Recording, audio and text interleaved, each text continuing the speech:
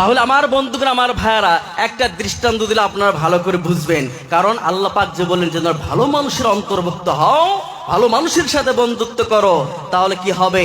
তোমার যে ভালো মানুষের ওসিলা করে তুমি আল্লাহর দরবারে কামিয়াব হয়ে যাবে। কথা বলেন ঠিক কিনা? আমার বন্ধুগণ, আমার ভাইয়ারা, আপনার ব্যাং চেনেন? ব্যাং, যুবক ফেরার কথা বলেন, ব্যাং চেনেন? পানির থাকে। আর এন্দুর চেনেন? এন্দুর। এই ব্যাং আর এন্দুর বন্ধুত্ব করছে। তো বন্ধুত্ব যখন করছে, তো কথা বলতে বলতে বলতে ব্যাং একদিন কয়, বন্ধু তুই তো গাতায় থাকিস আর আমি পানিতে থাকি, তো অনেক সময় অনেক আলোচনা করা লাগে, কার বন্ধু মানে তো পাশে পাশে দাঁড়ানি, ঠিক না বে ঠিক? তো এইবার এন্দুর যায় পুকুরির পাড়ে, যায় দেখে ব্যাং পানির নিচে ডুবি আছে। ডাক দে, বন্ধু বন্ধু ওঠো ওঠো। ব্যাং কথা শোনে না, পানির নিচে বসে আছে, শুনবে? এইভাবে কয়েকদিন ঘুরে আসে। তো আবার যখন ব্যাঙের যখন এন্দুরের প্রয়োজন হয়, ওই গাতার মরিতে গিয়ে ডাক দে, ভাই একটু ওঠো, গাতা থেকে বেরিয়ে আসো, কথা বলবো। ও গাতার নিচে বসে থাকে আর শোনে না। এইভাবে কিছুদিন যাওয়ার পরে ব্যাং পানি চলে গেছে।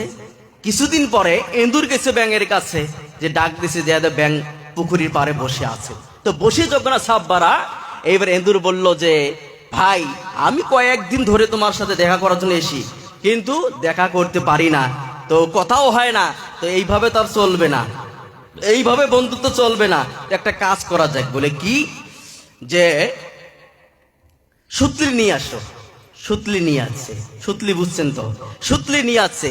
তো সুতলি নিয়ে আসার পরে বলে, বন্ধু এক রশির মাথা তোমার পায়ে বাঁধো, আর এক রশির মাথা আমার নেডুতে বাঁধো। তো যখন আমার তোমার প্রয়োজন হবে, আমি পাও দিয়ে টান দেব, তুমি চলে আসবে। আর আমার যখন তোমার প্রয়োজন হবে আর তুমি নেডু দিয়ে টান দেবে, আমি চলে যাব।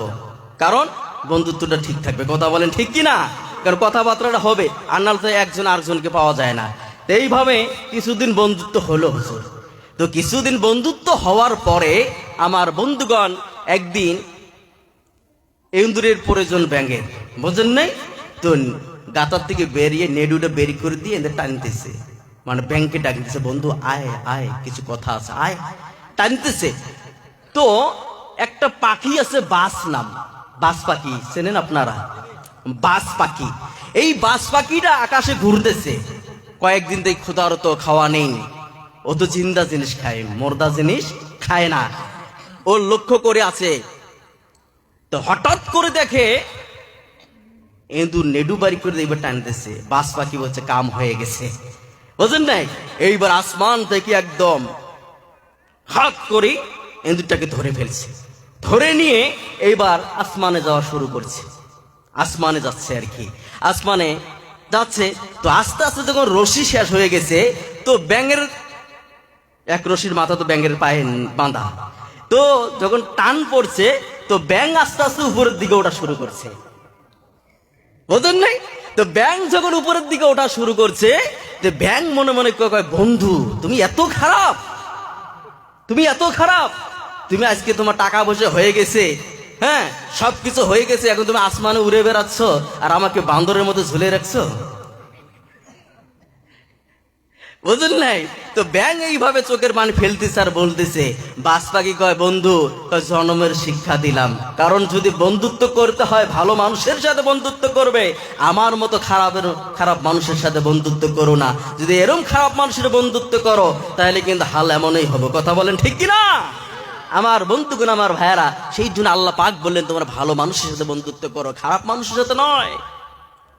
কারণ এখানে ধরেন হুজুর এসেছে দেওবন্দ মাদ্রাসায় পড়ায়, ইনি একজন বড় আলিম। একজন ছাত্র যদি মনে করে এত বড় মাদ্রাসার হুজুর এসেছে, একটু বিছন দিয়ে হাঁকাই, আচ্ছা আমি পাশে বসে আছে, এই হুজুরকে যখন হাঁকাবে আমার বন্ধুগণ, একটু হাওয়া আমার গায়ে লাগবে। কথা কোন ঠিক কিনা? লাগবে কি লাগবে না? তা আপনি যখন ভালো মানুষের সাথে ওঠা বসা করবেন, চলাফেরা করবেন, আমার বন্ধুগণ লেনদেন করবেন, তখন তার ভিতরে যে আল্লাহ পাকের যে ইলিম রয়েছে, সেটা তোমার দিলের মধ্যে অর্জন হতে শুরু করবে। জোরে বলুন সুবহানাল্লাহ। এই জন্য আমার ভাইয়ারা, তাহলে আজ থেকে আমরা ভালো মানুষের সাথে বন্ধুত্ব করব, খারাপ মানুষের সাথে নয়। চিল্লায়া বলেন ইনশাআল্লাহ। আরো জোরে বলেন ইনশাআল্লাহ। কারা কারা করবেন একটা হাত তোলেন তো দেখি। মাশাআল্লাহ, হাত নামান, হাত নামান। ভাইয়ারা আমার একটু আগে আসেন।